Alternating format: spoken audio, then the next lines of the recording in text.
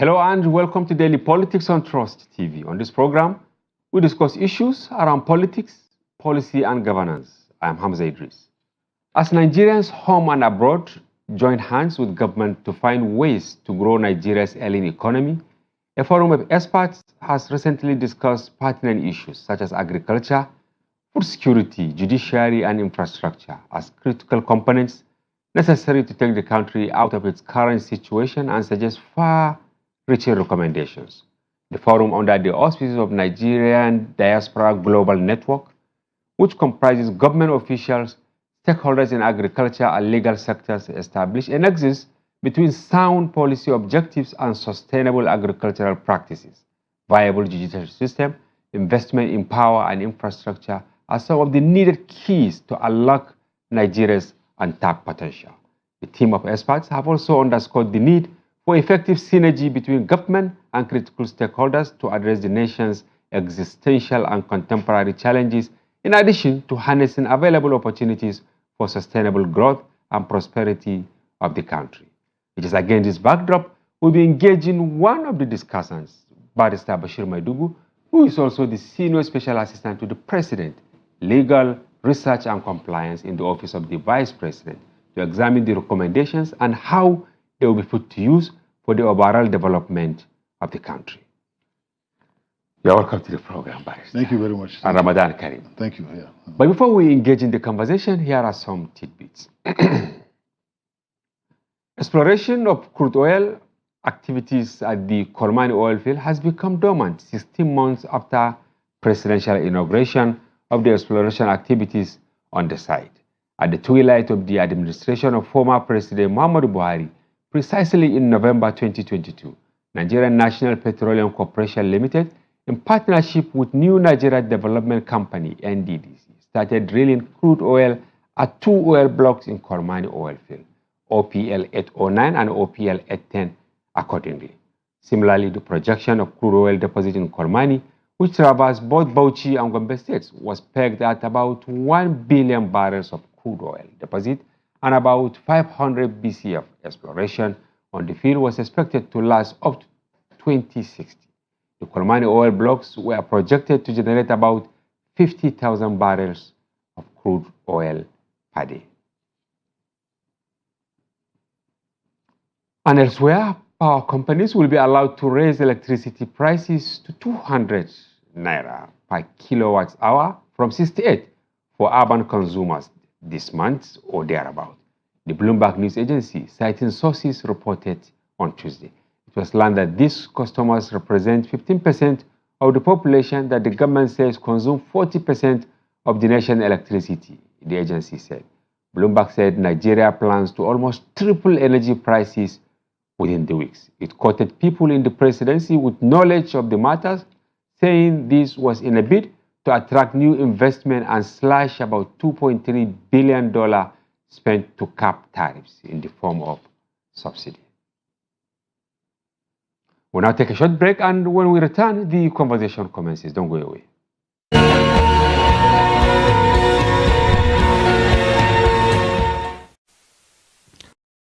Welcome back. Yes, Barrister Maidugu, once again, welcome to our studios. Thank you very much. Yes, you've seen our two tidbits, starting with Kolmani. You're also from the Northeast, but above all, a Nigerian. Is it politics, maybe for the APC to win election all around the Kolmani, and now it remains in the pipeline? Well, the issue of oil exploitation, we have first the exploration stage. The issue of oil exploitation around Kolmani, I think NNPC will be in a better position to comment on that. Yeah.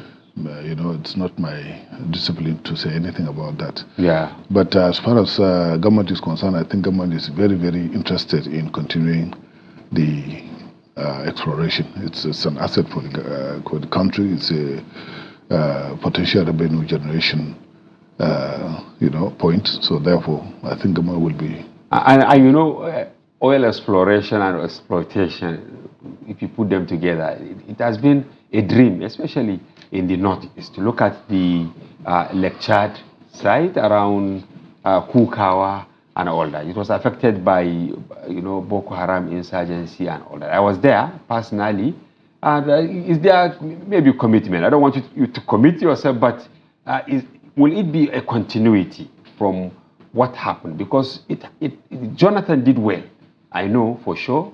But during Buhari, of course, there was Boko Haram heightened activities around that area. Now there is peace. Is there any hope, maybe this administration, which you are part and parcel of, to beef up activities around the Lake Chad oil explorations?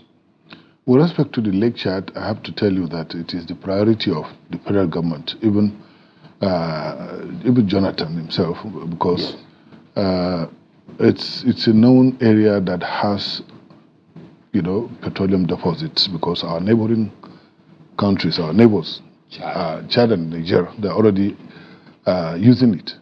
They have discovered oil there, they are exploiting it, they are refining it, some of them are even selling it to us across the border. So therefore, on our own part, there is this thing, but I don't want to comment on what is the politics. I don't want to speculate about the politics. Yes, because there was this fear. We didn't read the whole story, But then we should also understand that since 2009, there has been insecurity around that area. Yes. So whatever that happens, for instance, the silence, the quiet in that place will have to be, attributed to the insecurity around that area. But now that peace has returned, definitely NNPC will definitely continue. And as I said earlier, I was personally there because I was the bureau chief in Maiduguri. It was heart-rending when I went to Kukawa. Yeah, even Kolwani Jonathan took 3D facility, but the terrorists burnt almost everything. I cried, honestly, when I saw the havoc wreaked on the oil exploration facilities, especially around Kukawa. Yes. The government through NNPC will continue when the time is auspicious. Yeah. And also to tell you that Kolmani is also part of the Lake Chad, you know that. It's part of the Lake Chad Basin. Okay. So even Kolmani is part of the Lake Chad Basin. It's not an isolated oil field, but it's just a bit far off from the lake itself, but it's part of the Lake Chad Basin. In fact, the whole of Bauchi, Yobe, Jigawa, Gombe are all part of the Lake Chad Basin, because Lake Chad Basin is a massive territory where there is huge underground water resources and other things, including oil. All right. Yes. Yes. The second tidbit is, a shocking one, that cost of kilowatts of electricity will triple from 68 to 200. Is it not killing, Barrister? Well, as far as I'm concerned, this is just mere speculation, in the sense that it's just a foreign media outlet that, mentioned this. So at the appropriate time, the Nigerian Electricity Regulatory Commission will come up and... it's like you're towing the path of Bayo Onanuga, the spokesman of the president. That was what he also said, that the NERC will talk to at the appropriate time. Yeah, it's the right body to come up with a statement on that, if there's any price hack or it's just a rumor. All right, we will dwell more on the power sector, especially when we go deep into the conversation of the day. Issues around critical sectors of the Nigeria economy. You were part of the resource persons, or rather stakeholders, during the town hall where some of these issues were raised. Can you share with us the reason behind that town hall? And then the people behind it. The Nigerians in Diaspora Global Network is a voluntary association of professionals, Nigerians, living across the world, including the United Kingdom, Germany, United States, Canada, and other countries. They came up together, they formed this NIDGN Global Network, in order for them to actually see how they can positively contribute to Nigeria. Just like other countries are doing, citizens of other countries are doing. So I think it's a very good step, and they are collaborating extensively with the Nigerians in Diaspora Committee, headed by Honorable Abike Dabiri. And there are other association of Nigerians, aside from the Nigerians in Diaspora Global Network, there are other associations of Nigerians, that were set up for the purpose of collaborating within themselves on how they can contribute their quota to the development of the country. And in that regard, they have to, usually come together at intervals to meet and collaborate or consult government on how to go about, their quest to contribute for the development of Nigeria. Yes. You are the senior special assistant to the president, legal, research and compliance. When we talk about compliance, it means doing things the right way, right? Now, on agriculture, let's start with that, and food security. You can see many Nigerians are hungry. What did you people deliberated during that town hall as far as agriculture is concerned? Well, the thing is, when you talk about agriculture, which is, I think, perhaps the oldest profession known to man, the federal government will act as a very active enabler to encourage the private sector to engage in farming, especially large-scale commercial farming. And because of our population, about 240 million, we really have to engage in agriculture in massive way. And God has blessed us with arable land. More than 70–80% of Nigerian territory is arable that can be farmed, can be engaged in different types of farming activities. So in that light, government has identified and is working assiduously with other international organizations to innovate the farming, profession, to come up with different innovations, including, bringing in different tools, different machineries, different chemicals to ensure that, food security is attained. And towards that, government is doing very well, cooperating with the African Development Bank, the World Bank, the World Agriculture, so many other organizations.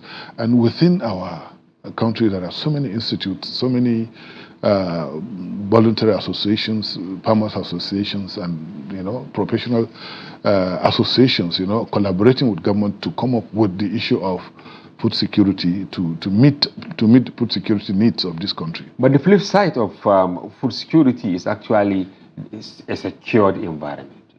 If you look at it now, people are attributing food insecurity in Nigeria more to activities of bandits, terrorists, other non-state actors that have deprived farmers access to their farmland. Completely agree with you. Completely.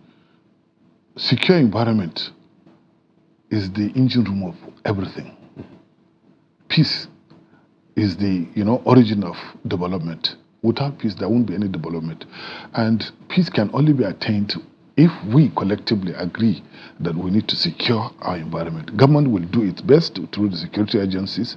Government will also facilitate, the collaboration between citizens to attain peace within their own environments. I will give you Borno State as an example. Okay.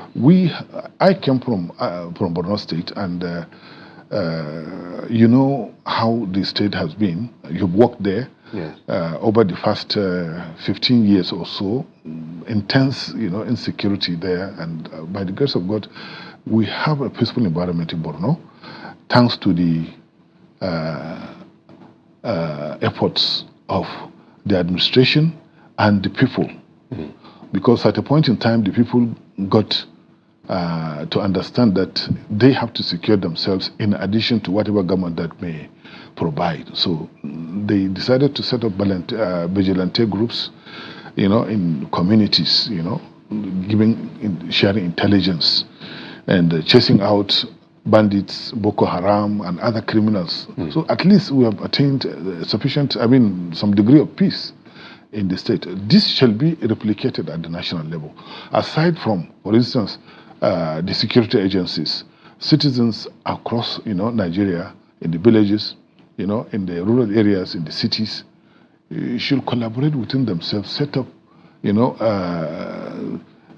cooperative groups to ensure that information is shared with respect to security matters. So therefore, it is not only government that shall ensure that peace reigns in the society. It is our own responsibility as citizens, as individuals, to ensure that we secure ourselves, we secure our families, we secure our communities. Meanwhile, the security agencies are there also to, do the needful.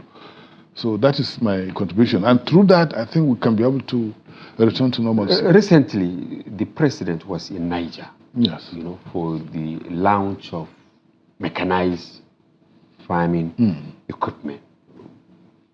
But he made one statement, which I had to listen to it again and again. He said that if governors, that they will give land, he will solve farmer harder crisis in 2 weeks. I was agitated. I said, then where are we having it? It's a simple matter, Yes. Mala Hamza. See, farmer harder clashes can be avoided by the farmers and the herders themselves. How can they do that when the issue is this? It's very clear. It is the cattle that comes to the farm to eat up the farmers' crops. It is the responsibility of the herder to stop that. And it is the responsibility of the farmer to ensure that their crops are adequately guarded. And they did not also encroach on grazing land. Exactly. So what happened is there is this National Livestock Transformation Program that was set up by government some years back. It has not been implemented. The government is still studying that one. Yes, the government is still studying that one. There are areas that are good, there are areas that shall be revised. And once that is done, I think by the grace of God, this problem of farmer herder issues will be resolved, like the president has said. And even the vice president at the time, I had that word from him, the Fulaku initiative. The Fulaku initiative. When he mentioned it as part of ways to see how they can resolve this farmer herder crisis. But are governors really supporting this? Because when you look at it, Jonathan tried, he could not succeed. Buhari, came, he could not succeed because the governors are reluctant to release these farmlands for some of these transformative initiatives by the federal government. Honestly, I have to state that there is no alternative to peace. The alternative to peace is chaos and security. We cannot take that. And the government, it's the responsibility of the government to ensure security within the country. And whatever that is necessary can be done to attain that. Because without, as I said, without peace and security, there won't be any development. Yes. And it is the constitutional responsibility of government to ensure peace and security. So therefore, whoever governor that comes off to oppose this will have to find it very difficult. Because the government is actually the underlying factor responsible for a lot of insecurity. Now look at what is happening in Plateau. We reported in our paper 2 days ago, dozens of cattle killed. And this has been recorded. If you go to the issue is this. Part of Benue, all this. The issue is this. There will have to be a round table between the farmers and the herders, aided by government.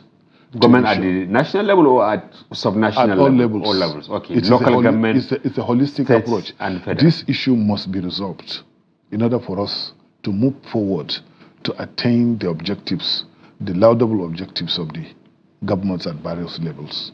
Yeah, and you can see, Barrister, these issues that I brought up, they're actually the issues that might affect whatever deliberation people like you or people in diaspora might come up with. You can have fantastic ideas, but if you do not address the foundational problem, it's like you are building castle. I agree with you.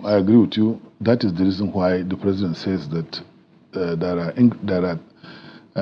this is an issue that can be addressed within the short 2 weeks. With the cooperation. The 2 weeks does not mean within 2 weeks. It's just a saying that within a short period of time. Yes. That's the meaning as within a short period of time. When there is the buy-in. Exactly. If everybody buys into his own program, it will be solved within a short period of time. That's the meaning. Now, what is your take on this issue of curbing food smuggling? Is it that taking food out of Nigeria or bringing in food into the country during that? Do you know something? Yes. I feel it is better to take out food from Nigeria than to bring in food to Nigeria. Okay. The reason is this. It is only when there is surplus that you take out. And it is only when there is shortage that you bring in. Do you understand what I'm talking about? Very well. So therefore, if we have surplus, definitely we can export. India exports food because there is surplus. So Nigeria at one time can be able to do that. So if I understand what you presented during that forum, is that we should meet the home demands very well. Yes. And then open the doors to export. Yes. Also. Once it is saturated, it just goes out by itself. Once once we meet our demands, it will, in fact, the price will crash in such a way that it will be profitable to export. Do you understand what I mean? Yes. So that is the issue. In fact, Nigeria has been exporting food to its neighbors for years. Yes, I know. If you go to Maiduguri along Gambaru Ngala, yeah, for years. If you go to Chad, if you go to Niger, if you go to Cameroon, Nigeria has been exporting food to its neighbors for years, even though it's informally. Yes, it's informal, and that is a critical question. Talking about bringing in foreign currency, that is the dollar, to beef up the foreign reserve and all that. Why is government finding it difficult to harness the informal market, which is a multi-billion-dollar enterprise? You go to the one now in Kano, for instance, they deal, billions of naira. I totally agree with you. The informal sector should be brought into the tax net, and at the same time, their businesses should be formalized in such a way that government will realize the income aside from tax, for instance, the foreign exchange component, and at the same time to bring down the dollar rate. Yes. In the foreign exchange market. So in that light, this government is just 9 months old and just 10 months old now, and plans are being made to ensure that the tax net is widened. All these informal businesses, including those businesses go to rural markets and urban markets, those who are smuggling goods, all of them will be formalized and they will be brought in and properly,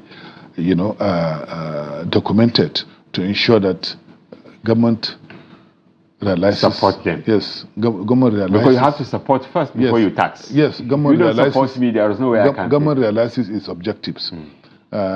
Support also comes in. Yes, there are so many other benefits associated with bringing them into the formal sector, including, for instance, credit facilities and some other government incentives, government programs that will be beneficial to businesses that are in the formal sector, including, all these vegetable sellers, tomato sellers. They will benefit from government policies.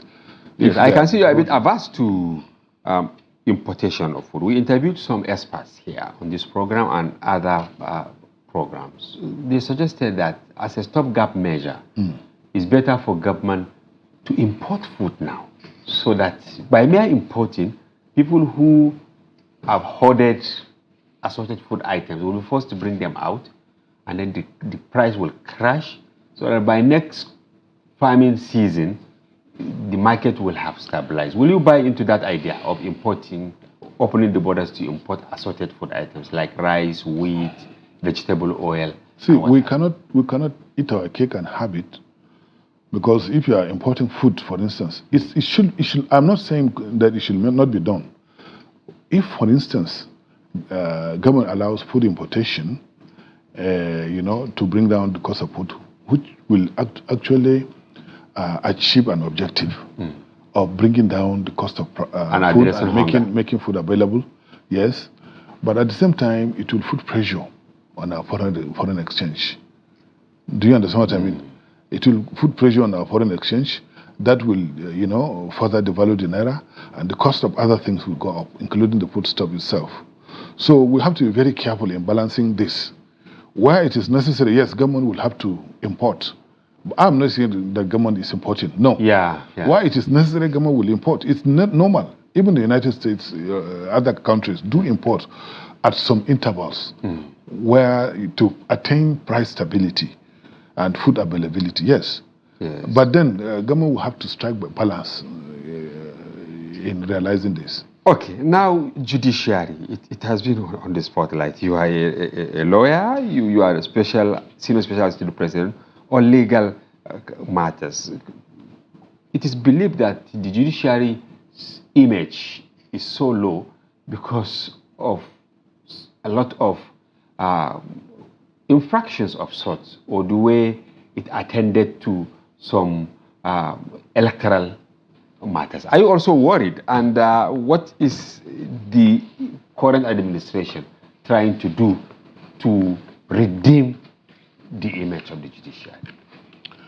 I do not want to go on speculation, and I do not want to go on rumors. Yes. As a lawyer, I know the Nigerian judiciary is trying its best to perform. What government will try to do is to facilitate access to justice, is to provide infrastructure for the judiciary, to allow them to work, maximally within their capacity, and at the same time to the satisfaction of litigants and justice. So in that light, government will provide the necessary tools, including enhanced emoluments for the judiciary to participate in the administration of justice. Okay. Yes. So as you know, the President, His Excellency President Bola Ahmed Tinubu, recently mentioned that allowances and entitlements of judicial officers will have to be reviewed. And when they announced the mouth-watering figures, some Nigerians, alluded that, okay, it was payback time for the judiciary. See, we don't have to blackmail the government by coming up with certain, words when the government is truly discharging its functions of administration. See, we have to understand that the judiciary is the last hope of the common man. And when issues are brought before a judicial officer, the first thing is to look at it based on objectivity, based on its merit. Technical issues, there are some, there are some cases that are emerged in technical matters, but even this is not really pronounced, in the administration of certain cases. So the judicial officers will sit down and dispense, the cases based on what is before them. So therefore, if government decides to, improve their emoluments, I think government should be commended for that, because government is trying to aid them to do their job objectively. But is the timing right, going by the scandal that trailed the 2023 general elections? It doesn't matter. It's within their own mandate to do that. So we cannot be able to comment on what the opposition or other people have said. What I will say is that government is doing its best to ensure that judicial officers are comfortable discharging their responsibilities. All right. Thank you very much, Barrister Bashir Madu. We'll go on a short break. And viewers, don't go away. We'll be back shortly. Should I keep quiet?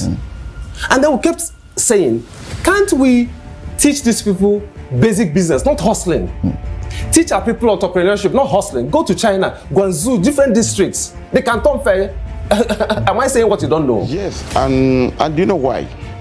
Because we are coming from a sort of despite the narrative, anti-corruption, but you know, the anti-corruption agencies went to sleep in the last 8 years. However, if you are to go backwards and do a kind of audit, you will be shocked to find that the resources so far expended on the SDGs far outstrips the achievements face to face. Most of the time when you are involved, it's difficult for you to draw back and have a holistic view. Because what? Sentiment would always come to play, because all of us would definitely, I had, like I told you yesterday, I was 100% convinced that you cannot say you are qualified without bringing any document.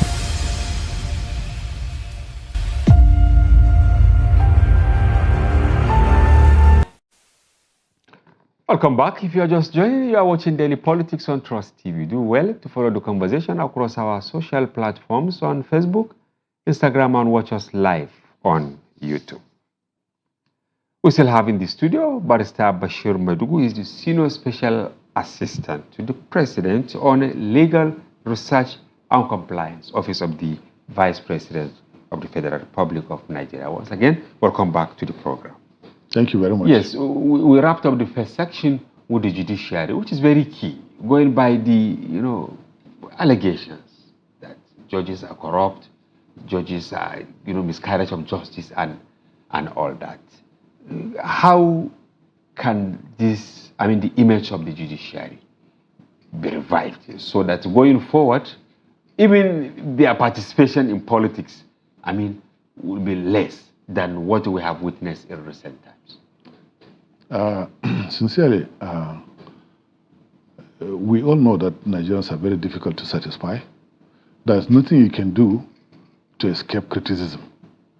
And as far as I am concerned, the judiciary, they are doing their jobs, they are doing their work to the best of their capacity, the best of their ability.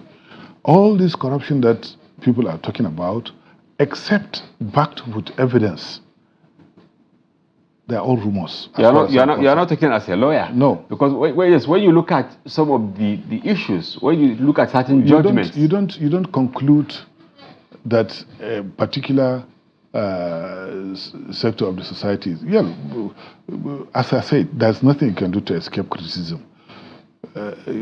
Corruption is everywhere, but I'm not saying that there is no corruption. And you have defended quite a number of election cases as a lawyer also, right? Yeah, I've been party, yes, exactly. But then, you see, we should understand that the government is doing its best to ensure that judicial officers are comfortable doing and this job. informed the increase in their salaries and emoluments? Their emoluments and the salaries.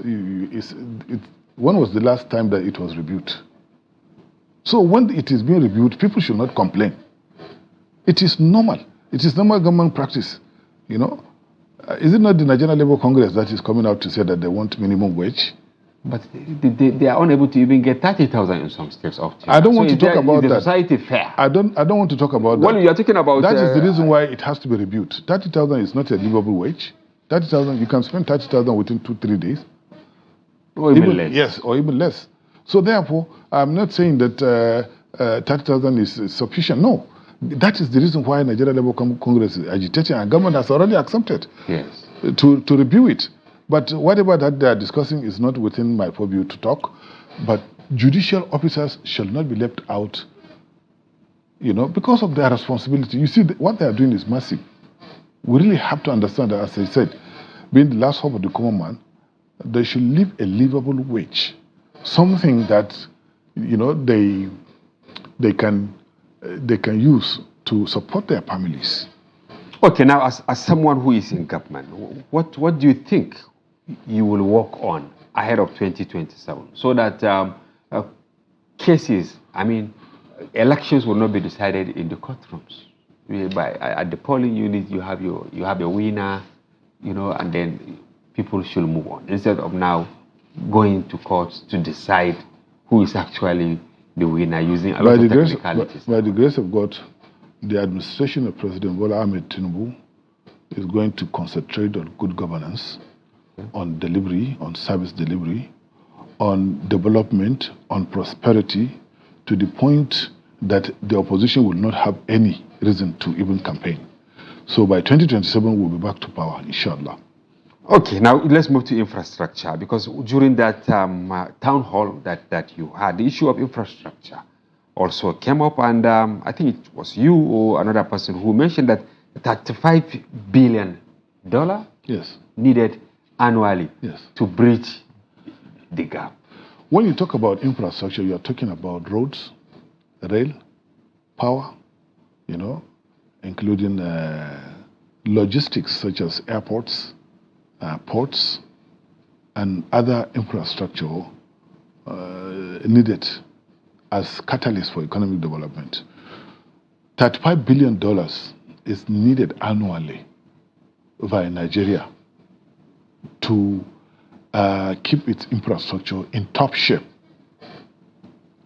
You will agree with me that we have a lot of work to do in the power sector, in roads, in the rail sector, in the ports, the airports, aviation generally. So therefore, in order to sort out this issue of infrastructure deficit, Nigeria has to spend like $35 billion. But is it possible to get the money? Are there the prospects of getting that the is money? the reason. Now that we have identified what it will take for us to develop our infrastructure into a top-class infrastructure, we look at the funding sources. The entire income of the federal government, our oil sales, our taxation and everything, including custom duties and so on, is not more than $35 billion per annum.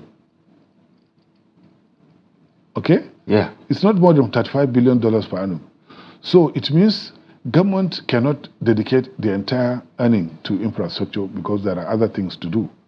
The private sector holds a lot of money.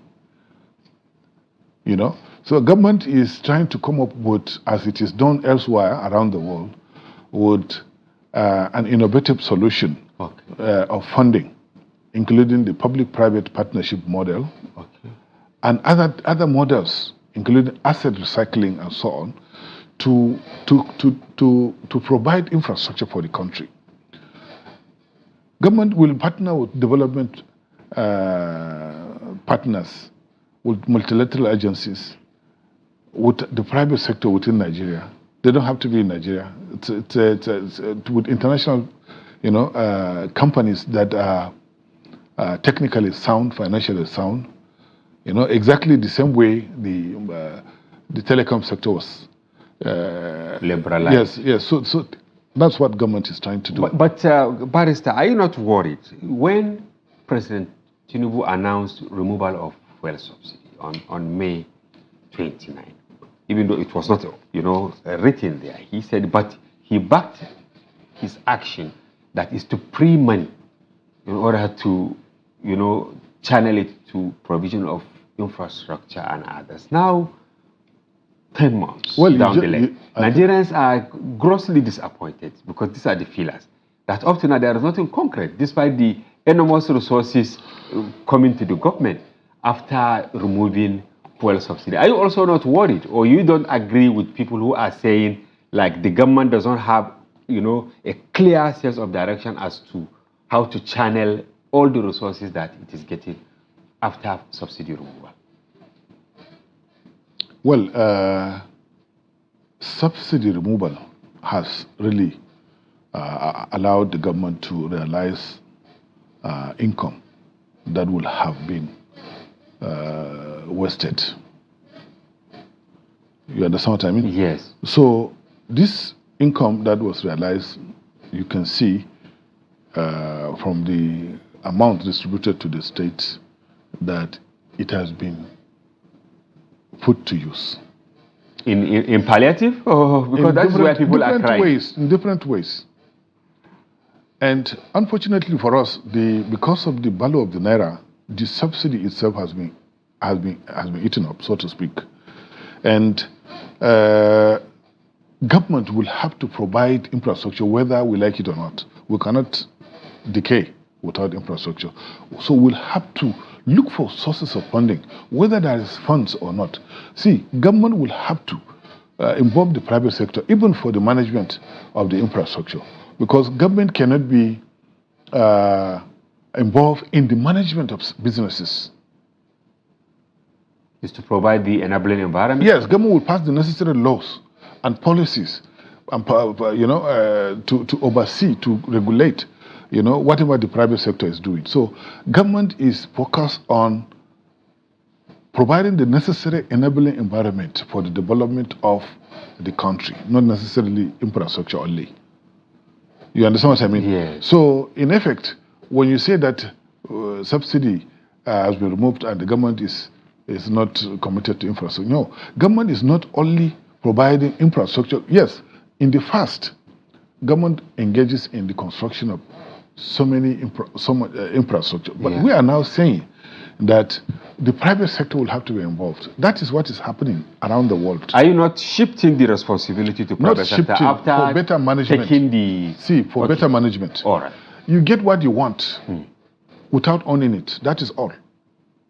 The private sector, for instance, the Murtala Mohammed Airport 2 in Lagos, it's a private airport. It's a PPP airport. There are so many other edifices in Nigeria that are built by the private sector that was ordinarily, that would have been ordinarily built by the government. Do you understand what I mean? Yeah. So as we go along, this will have to be, emphasized. This will be regular. Yes. Yes. Now, another area that is agitating the mind of many Nigerians is this African continental free trade area, which Nigeria ought to have been the leader. But are we sleeping?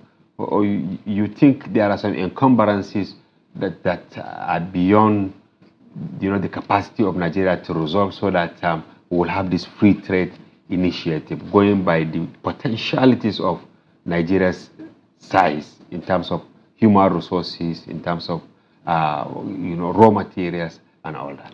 See, the African Continental Free Trade Area is a body that was set up.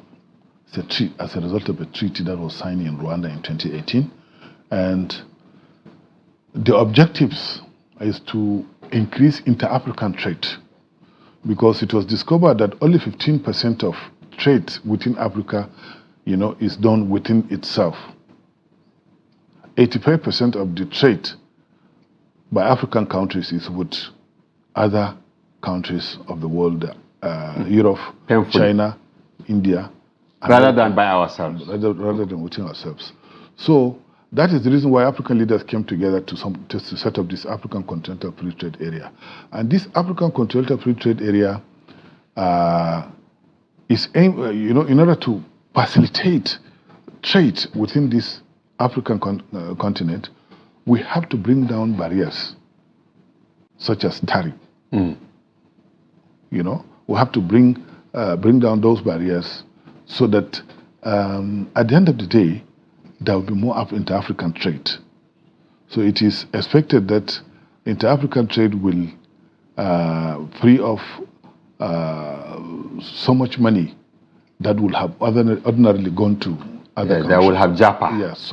So therefore, the African Continental Free Trade Area, though it was set up, it has its own challenges, and it's the same infrastructure. Because even to travel from here to Niger, for instance, now you need so many things. I recall in 2019, I wanted to go to Niger. It took me 12 hours by air. Yes. Because you had to go to from here to Ghana, from Ghana to Benin, from Benin to Ouagadougou. Yes. Then finally to. There is no connectivity. Airline connectivity. For instance, you cannot go from here to Niger directly. You have to, as you have said. But who will champion this? Is it not Nigeria? But it's like Nigeria is also sabotaging the process. No. This is also an aspect of the African Continental Free Trade Area that has not been incorporated to the African Continental Free Trade Area. Okay. The African in the master plan. Hold on. The African pre-airspace. Okay. Because it is very tricky. It is tricky. But for now, the interaction and the interconnectivity is within land. We are talking about going to Ghana from here. The roads, some of the roads are not good. We really have to have good roads. Rail, yes. We have to have good rails. We have to have good roads. We have to. The production capacity of individual African countries are different. Like for instance, some African countries have stable electricity that will translate to production of cheaper goods that can be exported into Nigeria and dumped, so to speak. They can't. And Nigerian companies that produce similar goods cannot compete with those countries because the tariff that will have been the barrier has already been removed. So therefore, those countries can simply bring in their goods and sell it in the Nigerian market. And the Nigerian market is huge. So that is the reason why Nigeria is trying to be very careful. But you can see Nigeria, while trying to be very careful, is also complicating the matter. Look at now over the coup in Niger, the actions taken by Nigeria, they are quite monumental, and they broke the affinity between Nigeria and Niger. I don't know, it's an irreparable damage. I don't want to talk about that. That is something that is ongoing, and it's not my territory. In effect, if you talk about the African Continental Free Trade Area, well, there is this hesitation to sign the treaty by Nigeria in 2018, which has cost us the Secretariat. The Secretariat is supposed to be in West Africa. Yeah. And the Executive Secretary will come from the southern part of Africa. Two strongest economies. Yes. Ghana grabbed it because they signed the treaty in 2018. At that time, Nigeria did not sign. Nigeria only signed in January 2020 in Niger. So by that time, when Ghana grabbed the Secretariat, Nigeria has already lost 1 year or 2 years. So that is the reason why we lost the Secretariat to Ghana. But I don't want to talk about it. But how can we recover now, finally? No, you can't recover because that has already been done. It's already cited. Okay. Ghana is West Africa. So. Okay, we are trying to round up now, but I am compelled to take you back to the issue of electricity tariff. Nigeria, to some extent, liberalize it, right? That even local government, if they have the capacity, they can generate electricity. State. The good thing is that the federal government has now decentralized generation of electricity. Electricity matters to the point that states can now pass regulation pertaining electricity. So we can have an upgraded solution that can a company can set off its base in, for instance, Kano only, and supply to Kano only. Yeah. Do you understand what I mean? Yes. They don't need to join the national. Do you think this will fast track bridging the gap in access to power? Yes. Economics is a law of demand and supply. If you have so much supply, prices will crash. If you have scarcity of supply, prices will rise. It's normal. So because it is liberalized, it's going to be everybody's business. I can decide to, for instance, run my estate entirely on solar. It's your own business. It's my own business. Now, finally, Barrister, is the Tinubu government not actually suffocating Nigerians by removing subsidy from almost everything? Education is gone now. Fuel is gone. Now electricity, most likely, according to the Bloomberg story, it will also go. And Nigeria is not going to die of suffocation by some of these policies. See, I do not know what to say to your last word, suffocation. The responsibility of government is to provide, what the citizens need in peace and security. Yes. Nigeria's situation was bad in such a way that so many luxuries will have to be compromised, including subsidy. Subsidy was a luxury. You will agree with me that before the removal of the subsidy, Nigeria imports 90 million liters of petrol per day.